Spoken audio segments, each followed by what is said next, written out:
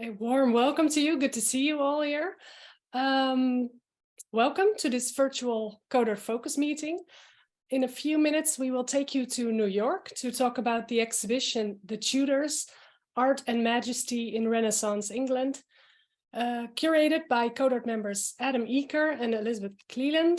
I would like to start by thanking Adam and Elizabeth for preparing this focus with us. I'm very pleased that they will give us all the opportunity to see the exhibition virtually today and talk about it together. I would also like to welcome our moderator of today, and that is Frederica van Dam. Frederica van Dam is curator at the Museum of Fine Arts in Ghent since 2017. She was one of the curators of the award-winning exhibition about Van Eyck a few years ago. And currently she's preparing the first monographic exhibition and the accompanying book on the Flemish Caravagist Theodor Rombouts. She recently obtained her PhD in art history with a thesis on Flemish painters in early modern England. And during the course of her PhD, she published a book on the Ghent painter-poet Lucas de Heere in England. So you will understand why we asked her to join this session.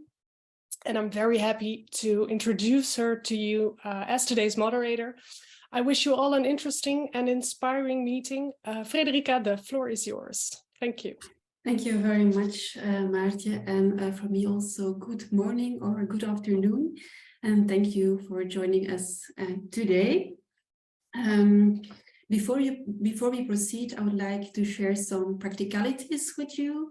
We'll start its focus with a video clip, and thereafter curators will give a presentation of about 30 minutes, focusing on the making of the exhibition and specifically also on Netherlandish art at the Tudor courts. Okay, I think it's time to start the video clip in which the director of the Metropolitan Museum, Max Hollein, will introduce you to the exhibition. Please enjoy. The reign of the Tudors was a volatile era, filled with political uncertainty. Despite, or perhaps because of, the tumultuous nature of this period, art in England flourished through the royal patronage of an international community of artists, who were employed to stabilize, legitimize, and glorify the Tudor monarchy. More than any other English rulers before them, the Tudors invested enormous sums into controlling and shaping their public image, leading to the lasting visual familiarity of this family of monarchs. They have captured the popular and historical imagination for centuries and remain recognizable to international viewers to this day. This exhibition traces the trajectory of art in England from Henry VII's seizure of the throne in 1485 to the death of his granddaughter Elizabeth I in 1603. This period coincided with the Italian High Renaissance and the Protestant Reformation, and the exhibition reveals the profound impact of these two developments on English culture under the Tudors. I very much hope you will have the chance to experience in person this opulent show of more than 100 objects, including iconic portraits, spectacular tapestries, precious manuscripts, breathtaking sculptures, and shining armor from both the Met collection and international lenders. Until then, here are Elizabeth Cleland, our curator in the Department of European Sculpture and Decorative Arts, and Adam Eaker, associate curator in the Department of European Paintings, to walk you through the exhibition's galleries. We're thrilled to be opening this exhibition, The Tudors, Art and Majesty in Renaissance England, which is the first ever held in the United States devoted to the art and splendor of Tudor patronage, where we tell a new narrative of Tudor art. This isn't an illustrated history show, it's about art history. This exhibition explores the creative heights that were achieved by both the Tudor monarchs and the many artists, merchants, and brokers who worked in their service. What's unique about our approach is that this is very much a collaboration of Met curatorial expertise, bringing together the best examples of not only the great paintings of the period, but also of textiles, sculpture, goldsmiths' work, and so on, which was commissioned by and for the Tudor monarchs and their courtiers. We've really benefited from working with designer Fabiana Weinberg, who has worked to evoke the sense of a great Tudor palace, including the long corridors and intimate closets and cabinet rooms. At the same time, we wanted to engage with the latest scholarship dealing with themes of gender, globalization, exchange, and empire that have been so central to the study of Tudor art in the last 20 years. A key thing to know about the Tudors is that their claim to the English throne was very tenuous. The first Tudor monarch was Henry VII, born Henry Tudor, who came to power in 1485 after defeating Richard III at the Battle of Bosworth Field. And he was someone who was widely viewed as having an illegitimate claim to the English throne. And that is a legacy that haunts the Tudors throughout their reigns. The dynasty lasts for 118 years until 1603, but at every turn, every new monarch has to defend his or her right to the throne. And these issues are only made more complicated by the fact that Henry VIII has a very checkered marital history, to say the least. He marries infamously 6 times. He is desperate for a male heir, and when he finally does have one, the boy who eventually becomes Edward VI dies very young, and then the legitimacy of his 2 half-sisters, Mary I and Elizabeth I, is constantly called into question because these are the first 2 women to ever rule England in their own right.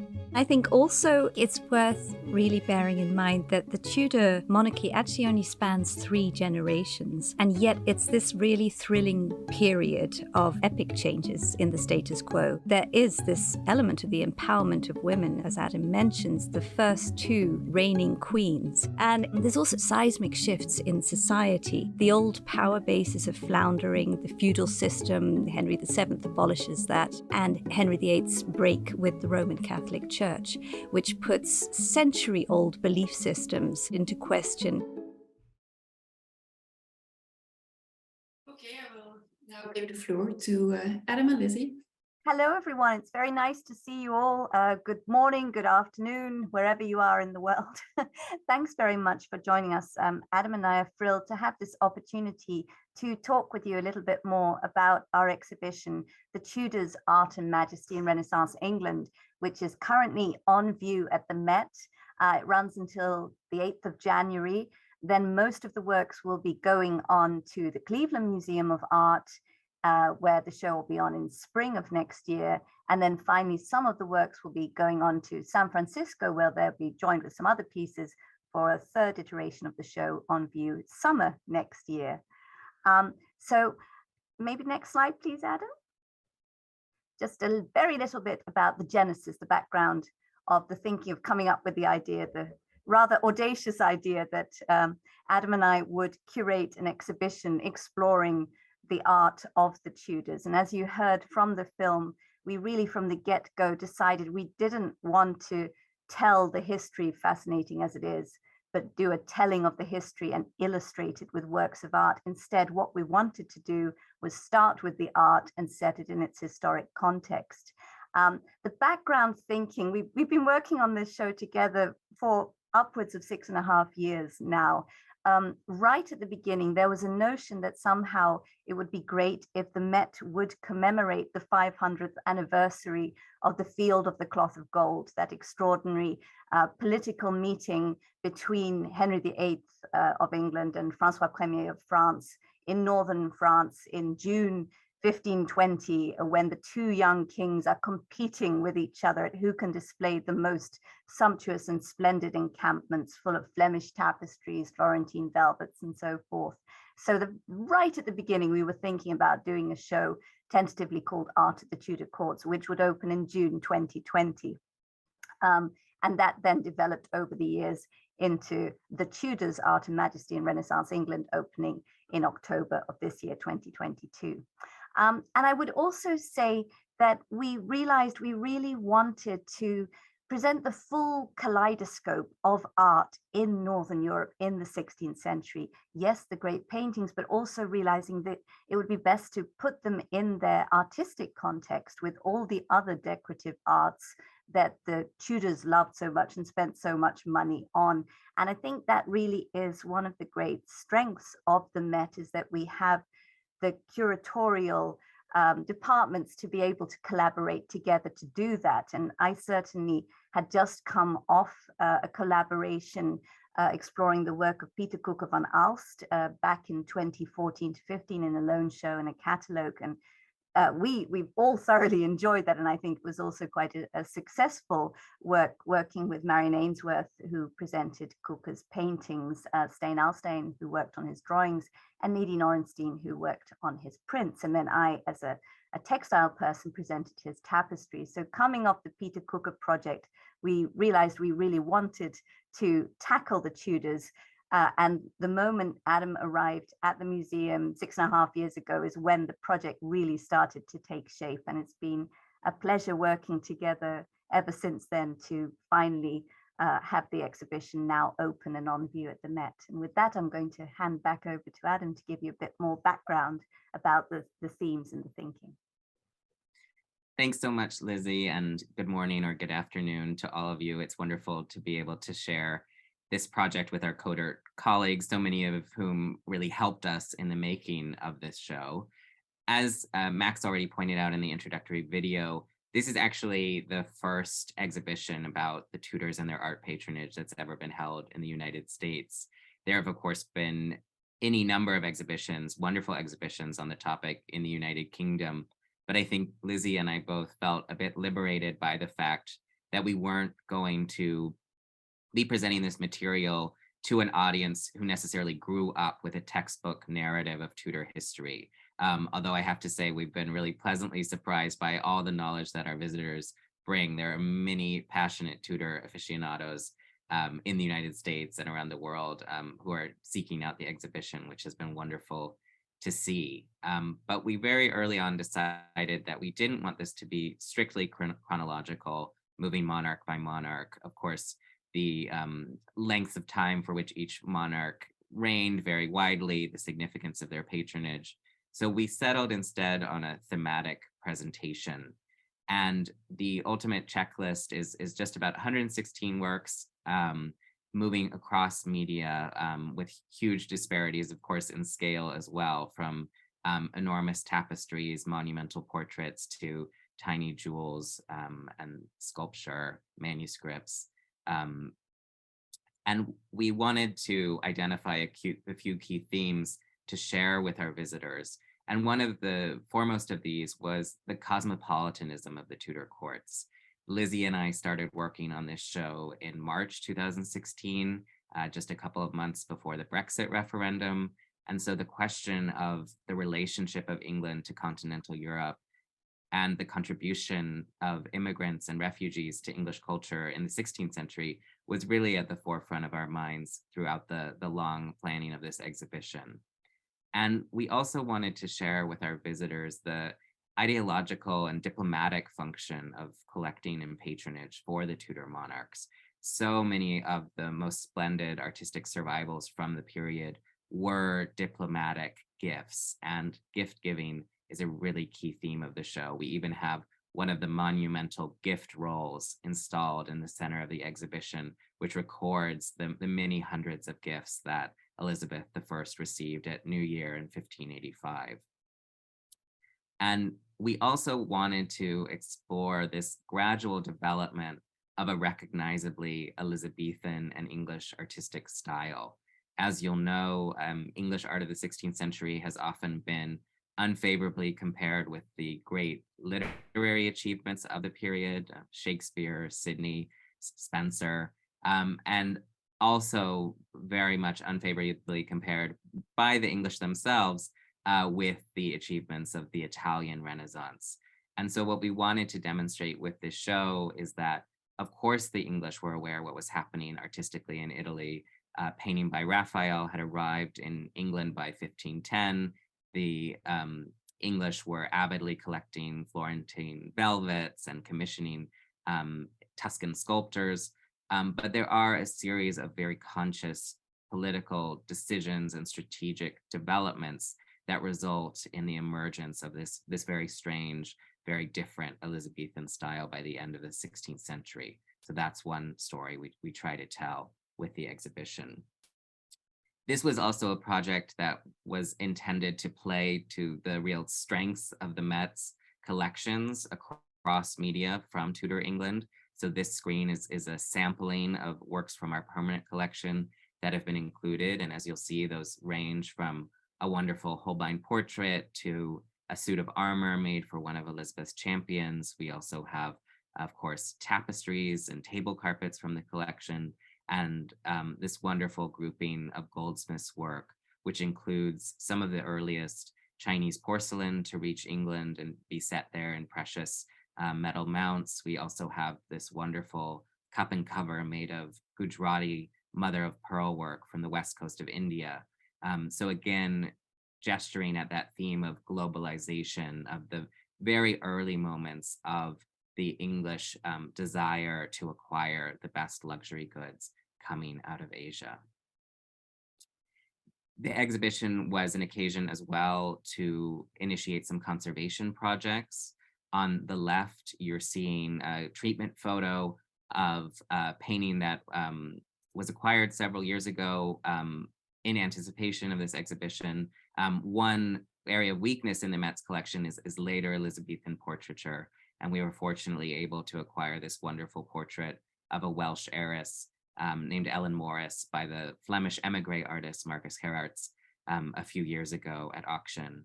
And then on the right, you see a wonderful Florentine cloth of gold that was conserved by our fabulous textile conservation department for the show. And Lizzie will be telling you some more of those conservation stories later on. Of course, we had many loans from the United Kingdom. We're hugely grateful to the Royal Collection, the British Museum, the British Library, Victoria and Albert, as well as the university collections and the National Trust. But one thing we wanted to do as well was to show all of the riches of Tudor art in continental European museums and churches and treasuries.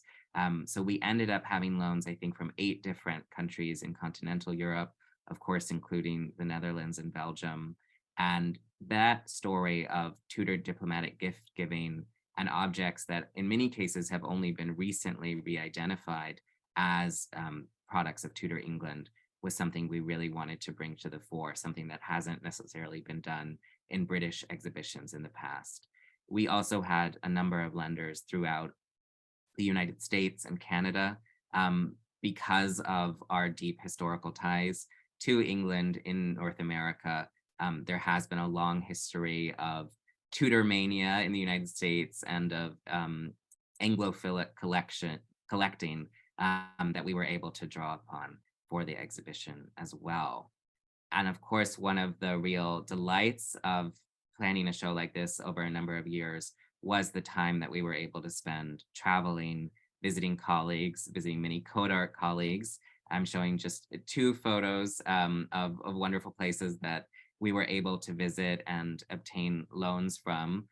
You're seeing the St. Bas Cathedral in Ghent on the left, and then the St. Janskerk in Gouda on the right. And we were so grateful not only to our museum colleagues, but also to the caretakers of ecclesiastical collections, of country houses, for their willingness to entertain some very audacious loan requests. And in the case of these 2 institutions, we were able to borrow what I think are 2 of the most spectacular and monumental objects in the whole show. On the left, you're seeing a candelabrum from the cathedral in Ghent. This candelabrum was made for the tomb of Cardinal Wolsey, Henry VIII's right-hand man, and then appropriated with the other elements of his tomb project by the king himself after Wolsey's downfall. The tomb is never completed, and the various elements are auctioned off by Oliver Cromwell in the middle of the 17th century in the wake of the English Civil War. The candelabra end up in Ghent, and you'll of course have glimpsed them on your visits to see the wonderful Van Eyck altarpiece, but they're absolutely monumental achievements of Renaissance bronze casting. And we were absolutely thrilled that the canons of the cathedral and the Flemish government were willing to approve the loan of one of these spectacular candelabra. They weigh 1,300 pounds each. I'm not sure how many kilos that is off the top of my head, but it's a lot. maybe Lizzie can tell us. And it took 2 full days to install the candelabrum. And then on the right, you see a group of cartoons made for stained glass for the wonderful series of windows that survive still to this day in the St. Jan's Kerk in Gouda. We borrowed the 2 cartoons on the far left depicting Mary I of England and her husband Philip II of Spain, presented as the foremost of European monarchs in this series of stained glass windows. And again, it, I think was a real show of New York chutzpah for us to ask for these loans, but we're so grateful to the wardens of the St. Jan's Kerk, and particularly Vinnie Verbeke, for approving this loan, which then took a really monumental collaboration between our paper conservator, Janne van Dijk, and our objects preparators, who devised a special system to install the cartoons. I just learned that the plexi case for the cartoons is actually the largest plexi case that has ever been installed in the museum's temporary exhibition galleries. So we really did, I guess, take a page from the Tudors in our hubris in installing some of these items. And we're just so grateful to the whole international community that was willing to indulge us. So that's a little bit about 2 of our Belgian and Dutch lenders. We also have loans from the Mauritshuis, from the Rijksmuseum, that we're hugely grateful for. But of course, the dynamic of exchange and collaboration between the Low Countries and the wider world was also something that really defined Tudor art. And it's a theme we explore in the show, thinking about the successive waves of both economic and religious refugees coming to England. And a key work in this regard is the drawing on the left by Marcus Gerrits the Elder, father of the portraitist whose work I showed before. He was a Calvinist from Bruges who fled Spanish persecution, came to England, and while there he made this wonderful drawing on loan to us from the Bibliothèque Nationale in France, which shows a kind of fanciful image of the artist at his easel. He's painting an allegory of the arts and learning from this model who's posed here, but he's distracted by his wife who's nursing a baby at her breast. There are lots of other kids running around. His mother-in-law is also asking for something. He's got his pigment grinder working in the background.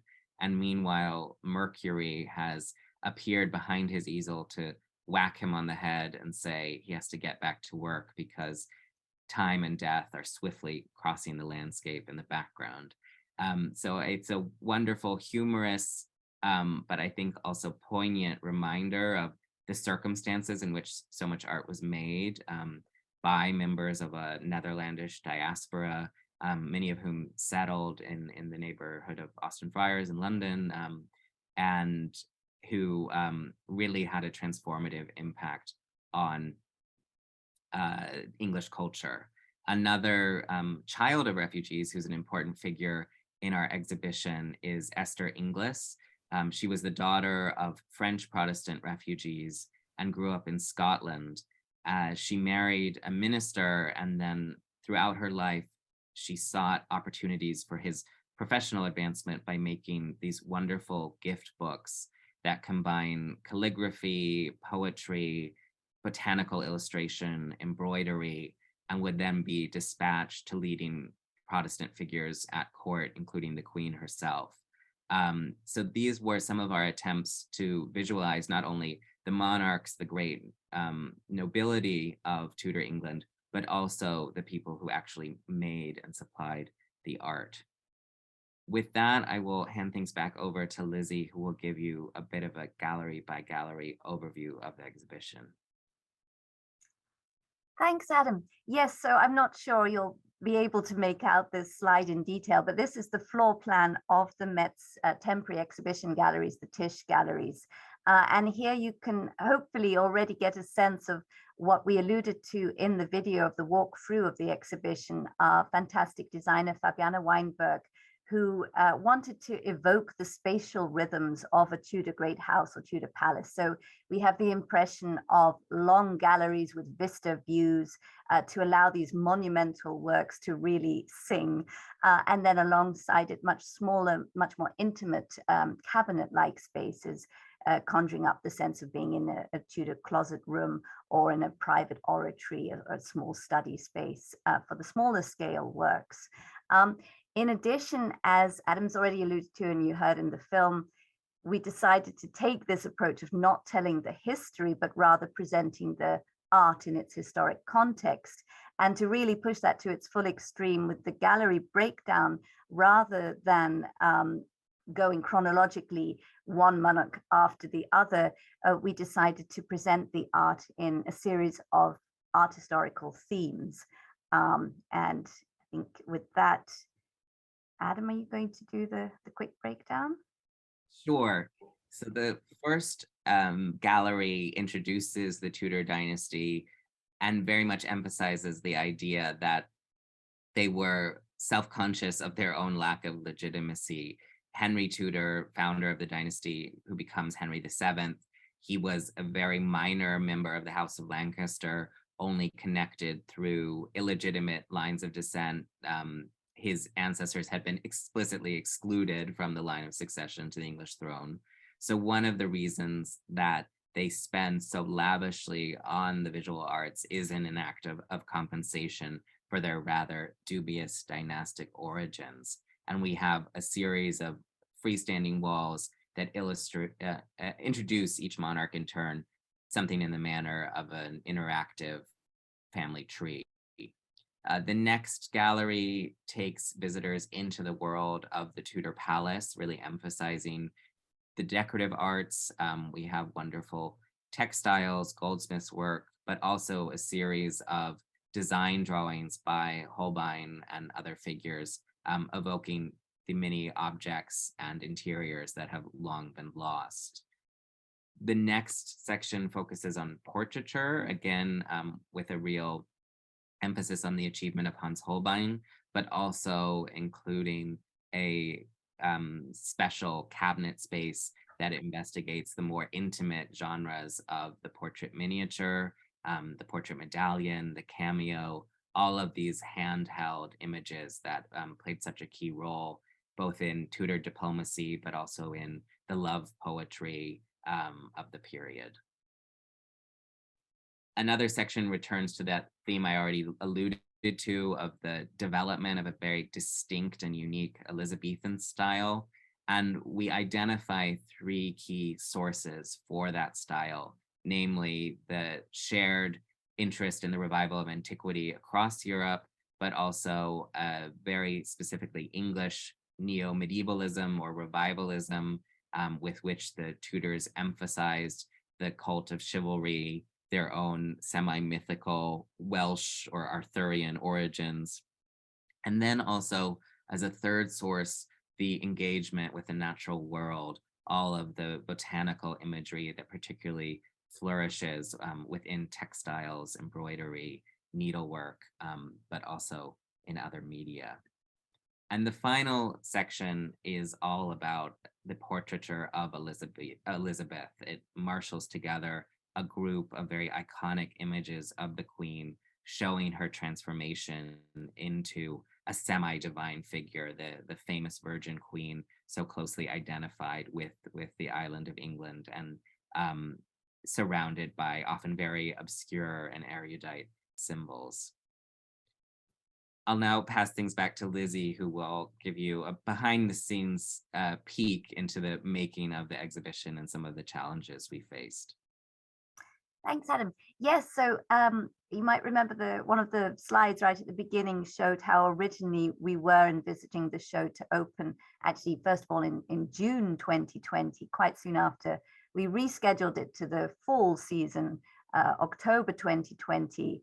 And indeed, the press releases had already gone out. There was already attention. You can see here the art newspaper with the year ahead 2020, alluding to the forthcoming show at the Met. But as everyone knows, in spring 2020, the world stood still. The pandemic hit, and very early on we realized that there was no way we were going to be able to hold a lone show of this size by October of that year. So everything was put on pause. At this point, a huge thank you to all our lenders who were incredibly understanding and all agreed and were ready to pause their loans and then lend them to us 2 years after the date to open in October 2022. And with having the extra 2 years in hand, there were some silver linings. You go, next slide, please, Adam. One of them was that we could add more works to our object list. We had been very strict with ourselves to try and limit the original list to 100 pieces. But there's so much wonderful material out there, and it would be so lovely to share with everyone. And this was a piece actually in the Met's own collection.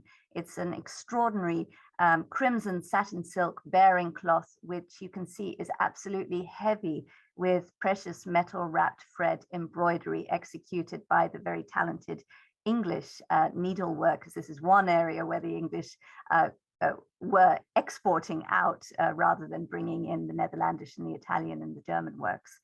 Very, very beautiful piece. So we had the chance to include that into our object list. And the next one, please, Adam.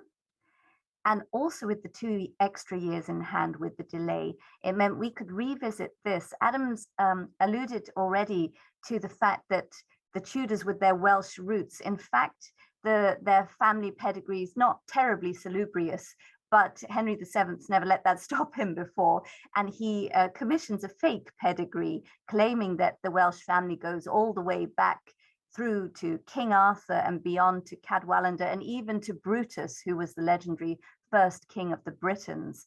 So it's rather interesting that one of Henry VII's first very pricey art acquisitions, only 3 years after he claims the crown, is an enormous set of Flemish tapestries, the story of Troy.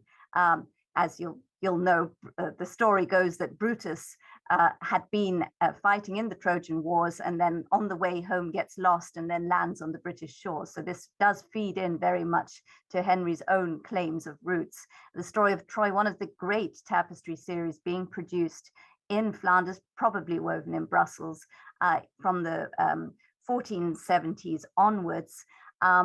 And by acquiring his own edition of the set, Henry VII is really showing that he is on a par with all the other European royalty. He's one of them. He's just as legitimate, even if his dynasty is not quite as old or established. And we had this fragment in the Met's collection, our colleagues in the medieval department.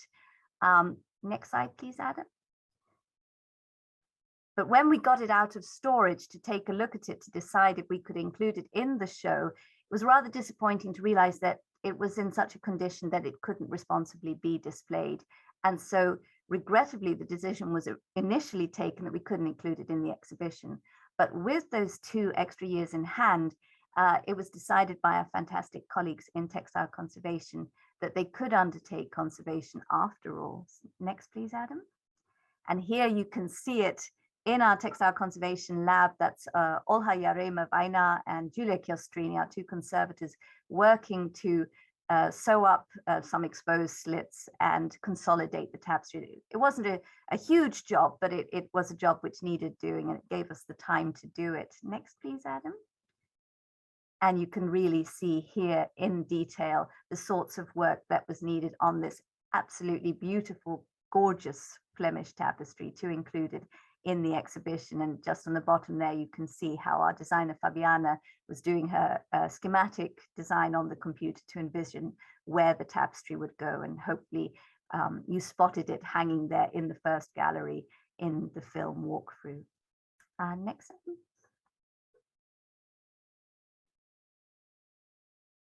Don't know if you wanted to talk about. Sure. So I can add a little bit about this portrait. One of the most exciting and innovative areas of Tudor scholarship has been the work to understand the very diverse population that was present in Tudor England. particularly the population of African origins. And there's been a lot of research as well into the Moroccan embassy of the year 1600, which had a huge impact on the English imagination. And it was led by this man, Abdelwahid bin Masoud bin Muhammad Anuri, who spent 6 months at the English court. He was ostensibly there as part of a trade delegation, but he actually had clandestine orders to propose an Anglo-Moroccan military alliance against the Spanish. And there are fascinating accounts of how he was received at court, the fact that Elizabeth had special tapestries gathered together to line the audience chamber in which he processed, that she displayed herself in what is called here very great state, so decked out absolutely in splendid jewels. And we were so grateful that the University of Birmingham, which owns this portrait, believed to be the first portrait of a Muslim ever painted in England, was willing to lend it to us so that we could reflect some of this latest scholarship in our show. So back to the floor plan, and really here again, this is just to very briefly give you a sort of bird's eye sense of the range of media and scale in the exhibition. I won't give you the breakdown of the number of different paintings, manuscripts, textiles, and so forth, but it's a huge gamut. And certainly from the sort of the curatorial art historical approach, Adam and I were really thrilled to be able to present this fully rounded impression of all the different types of artistry that you could view at the Tudor courts, to give our visitors almost a sort of visceral sense of experiencing that splendor for themselves. But of course, we were also setting a huge challenge to our Met colleagues, the registrar, the designer, the conservators, because each of these different media and different scale have their own sets of requirements. So it was, from that perspective too, quite an ambitious show to undertake. Next slide, please, Adam. And this slide just gives you a sense of that range of scale. So the largest work in the exhibition is this splendid tapestry, another Brussels woven series, also acquired by Henry VII a little later in 1503. And it's the story of the redemption of man. It's the largest work in the exhibition. You can see, sorry, we should have changed it into meters, shouldn't we? It's 28 feet wide. And actually, it's worth bearing in mind when Henry acquires it, it's one of a set of 10. It's one of the pieces Adam mentioned were sold by Oliver Cromwell in the Commonwealth sales in 1649, goes to Narbonne, and it's remained in Narbonne Cathedral ever since. We're really grateful that they lent it. But you can see it to scale with an African elephant. My maths isn't great, but I think it's about 3 elephants wide. And the smallest work in the show is a tiny, very, very beautiful gold medal by Jacob Jongelink, lent to us from the British Museum with a portrait of Mary I. And that medal's just 1 inch in diameter. It's about the same size as the elephant's eye. Next, please, Adam. So, having worked together with our colleagues here at the Met to put together the plans for the layout of the exhibition, the next challenge, of course, was bringing these treasures over, most of them across the Atlantic, to New York. And one of the pieces we are thrilled that the National Trust in England has lent to us from Hardwick Hall is this extraordinary French-made table after designs by Jacques Ducerceau, an incredible piece really showing the standard of furniture which was being commissioned by the Tudors and their courtiers, in this case the Earl and Countess of Shrewsbury, and an extraordinary survival which has been in Hardwick since 1601, very rarely left. Luckily for us, the whole thing was actually designed and produced to be portable, so it breaks down into 17 separate components for easy transportation back in the 16th century, and likewise for us today, and you can see that in this film. Thanks, Adam. They make it look very easy there.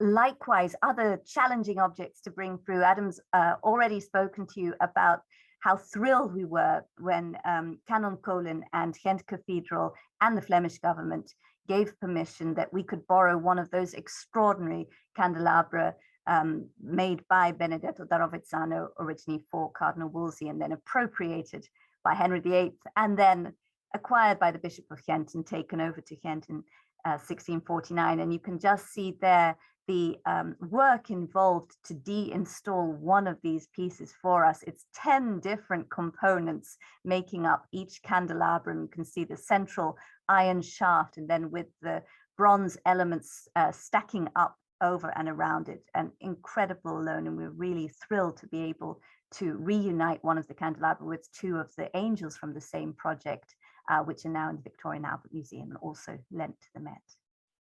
Next, please, Adam. And finally, the show is full of Flemish tapestries. And that wasn't so intimidating. We have this great army of textile conservators at the Met who are used to installing tapestries. We've got a good history of doing shows celebrating Flemish tapestry from the 1940s onwards. But the challenge here is more the logistics. As you can see, the floor space needed in order to actually lay these pieces out and then install them on the walls, which is more a challenge for the registrar and the designer. So next, please, Adam. Oh, okay, thanks. So for example, just looking at the top right-hand corner of the plan there, we have, as Fabiana plans, this table carpet in the middle of the room alongside the glorious Holbein workshop portrait of Henry VIII, lent from the Walker Art Gallery in Liverpool. And then behind it, that extraordinary Brussels tapestry after designs by Peter Cooke van Aalst showing St. Paul directing the burning of the heathen books. But of course, you'll remember from the film we've just seen, in order to install that tapestry, there had to be nothing in front of the wall so that it could be laid out flat and then pulled up with pulleys. So that was really a sort of beautifully choreographed ballet by our colleagues here at the Met to construct the spaces alongside the installation of the objects in an extremely safe and careful way to enable everything to be installed properly in the right order. But again, a work of art for us to watch happening and being put together. Next one, please, Adam.